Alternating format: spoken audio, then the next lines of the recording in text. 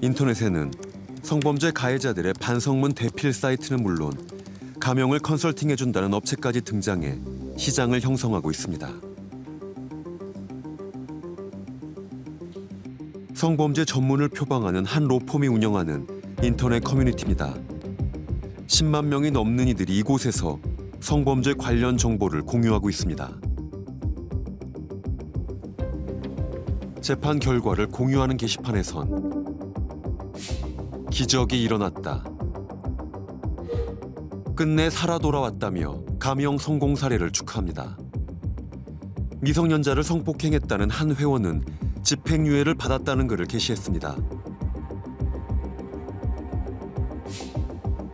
축하 댓글과 함께 어떤 양형 자료를 제출했는지 묻고 정보를 공유합니다. 짙은 연대감 속에서 죄의식은 옅어집니다. 가명을 위해 헌혈증, 초음파 사진까지 동원됩니다. 상장받은 거, 뭐 아니면은 학창 시절 때 좀 우수했다든지 이런 거, 생기부 그 생활기록부에도 뭐 아이들과 원만했고 뭐 이런 좋은 내용만 적혀 있으면 그것도 당연히 자료가 될 수 있고, 가족 사진도 양형 사유가 될 수 있어요. 도움은 돼요. 없는 것보단 낫다라는 말 드리겠지만 집행유예로 그래도 사회에서는 있을 수 있어요. 또 다른 반성문 대필 사이트입니다. 현직 변호사가 개발했다는 반성문 자동 작성 프로그램이 눈에 띕니다. 이 프로그램을 이용하면 문장 조합으로 최대 10만 개의 반성문을 만들 수 있습니다. 이용하는 데 드는 비용은 3만 원에 불과합니다. 이른바 가명 일타 강사도 등장했습니다. 헌혈, 장기기증, 자원봉사가 있고 생기부요. 학창시절 생기부가 도대체 무슨 관련이 있겠느냐. 심리상담 확인서하고 정신검사 결과지 이게 도대체 뭐냐. 봉사활동이나 기부 내역이나 헌혈이나 장기기증 서약서 등등 본인이 공공의 이익과 관련된 부분에 의식을 갖고 있는 사람이라는 부분을 충분히 어필하는 것도 좋은 사례가 될 수 있겠습니다. 성범죄 가해자들이 진지한 반성을 인정받기 위해 선택하는 또 다른 방법은 여성단체 기부입니다. 작년 11월 8일에 입금이 되었었고 저희가 기부자 정보를 알 수가 없어서 은행에 의뢰를 해가지고 누구 입금했는지. 익명으로 송금된 1,000만 원의 후원금. 그 후원자는 성폭행 사건의 가해자였습니다. 지금 뭐 재판부에 내가 얼마나 반성하고 있는지 이런 것들을 보여주기 위해서 여성단체에 이제 후원해서 이거를 내려고 한다. 법원에 제출하려고 한다. 이 사건 이후 대부분의 여성단체에서는 성범죄 가해자의 기부는 받지 않고 있습니다.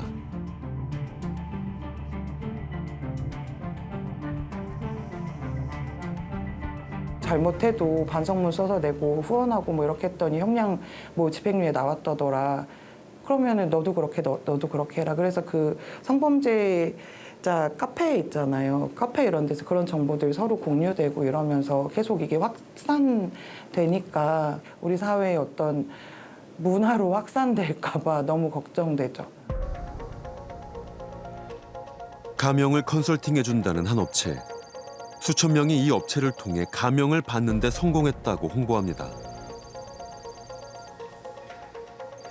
이들은 반성문만으론 부족하다며 가명 패키지 상품을 판매하고 있습니다. 금액을 좀 할인된 금액으로 패키지 상품을 저희가 만들어 놓은 건데요. 반부에 내가 이렇게 재범을 위해서 방지하기 위해서 노력하고 있고 반성하고 나를 위해서 선처를 바라는 사람이 있다는 걸 좀 어필하는 거기 때문에. 패키지 상품으로 가명을 받았다는 성공 사례도 소개돼 있습니다. 판결문의 가명 이유까지 공개했습니다. 이들의 양형 자료가 진지하게 반성하고 있다는 증거로 받아들여졌다는 겁니다. 50만 원 가량의 가명 패키지를 구매해봤습니다. 반성문, 탄원서, 실제로는 진행하지 않은 심리상담 확인증, 심리상담사의 소견서, 재범 방지 교육 수료증, 그리고 자원봉사 계획서와 후원 계획서까지 담겨 있습니다. 봉사활동도 갔다 와야 되는 거예요? 아니요, 이건 봉사활동을 예정으로 계획하고 있다는 계획서지 하라는 게 아니에요. 그러면 안 가도 되는 거고 네. 진짜 가서 해야 되는 건 뭐가 있는 거예요? 직접 오셔서 하실 건 전혀 없으시고요. 링크창 보내드리면 이론교육이어서 그거 보시고 문제풀이 몇 가지만 해주시면 되는데 재범 방지 교육. 문제들은 다음과 같습니다. 다음 중 범죄는 무엇인가? 1. 음주운전 2. 흡연. 이런 수준의 문제 5개를 온라인으로 푼 게 전부입니다.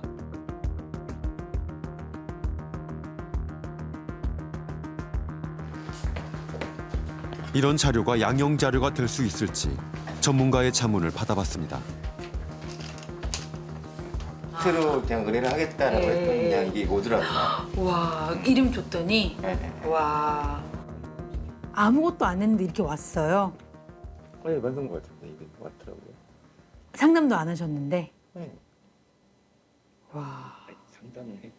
근데 이건 너무 이상하긴 해요. 수료가봉이 성범죄라는 게 말이 돼요? 재범 방지 교육 자료를 확인하고 문제풀이에 응하였으므로 재판부에서 예를 들어서 이거 제대로 된 건지 저희가 한번 봅니다라고 하면 무서워서 그걸 내겠어요. 자기한테 분류할 수가 있는데요. 당연하죠. 얼마나 무서운 일이에요. 자기가 잘못 냈다가 근데 아무도 안 쳐다보는 거죠. 그러니까 그 진위 여부를 따지지 않는다는 걸 아니까 그걸 악용해서 지금 그런 식의 시장이 형성되는 거면 이거는 사실은 우리나라 법원의 문제, 법원과 양형심리, 그다음 형사제도 전반에 문제가 심각한 거죠. 이렇게 많은 회원수를 가진 카페에서 이렇게 많은 사람들이 나 이렇게 내가 범죄 저질렀어. 맞아. 그런데 집행유예 나왔어. 너네도 이 로펌을 써. 너네도 이 카페를 써. 하고 있는 거 보면은 피해자들이 무슨 생각을 하겠어요. 아 진짜로 이 사법기관이 저렇게 돈만 있으면 되는구나. 변호사 선임 잘하면 진짜 이렇게 자기 입으로 자백 다 하고 나쁜 짓 했는데 집행유예 받아서 이렇게 나와서 글 쓰고 있구나. 그 엄청난 악순환이 시장이 되어버린 거예요. 한 연구에 의하면 반성문 등을 통해 반성하고 있음을 주장한 피고인과 그렇지 않은 피고인 사이에는 6.5개월의 형량 차이가 존재했습니다. 이 판사에게 보여주기식의 반성을 한 가해자를 감형을 해주는 것이 옳은가? 절대로 피해자에게 도달되지 않는 진지한 반성을 가지고 사실 재판부가 감형을 해주는 것은 피해자에 대한 월권 행위라고 저는 생각을 하는 거고요. 이런 현실은 지난해 국정감사에서도 지적되었습니다. 그래서 주로 재판 기록에 보면 반성문이 나와 있고 그걸 근거로 많이 많이 하시는데 첨부되긴 합니다. 많이 그것도 써내죠. 반성을 네네. 대필 정도가 아니라 네. 돈 주고 산 거라면 어떻습니까? 뭐 그런 건 진지한 반성이라고 볼 수가 없겠죠. 그렇죠? 네. 그것 때문에 감형됐다라면 피해자들은 다시 한번 피해를 받는 게 되겠죠. 예, 뭐 그럴 것 같습니다. 진지한 반성이라고만 돼 있는데 그걸 조금 더 상세하게 정의 규정을 만들 수는 없을까? 그걸 위원님들하고 기회가 있으면 만들어 보겠습니다. 네. 최근 진지한 반성에 대한 정의 규정이 추가됐지만 그 효과는 미지수입니다. 일단은 저희가 제일 중요하게 판사들이 판단하는 게 유무죄거든요. 그 부분에 이제 집중해서 재판을 하다 보니 아무래도 양형 부분, 형을 정하는 거에 대해서 심리가 부족해질 수 있구나. 기본적으로는 구속기간이라는 제한이 있어서 저희가 가능하면 유무죄를 다투더라도 구속기간 안에 다 끝내는 것을 원칙으로 하는데 그러다 보면 이제 양형심리에 시간을 많이 투여하지 못하는 게 현실이고요.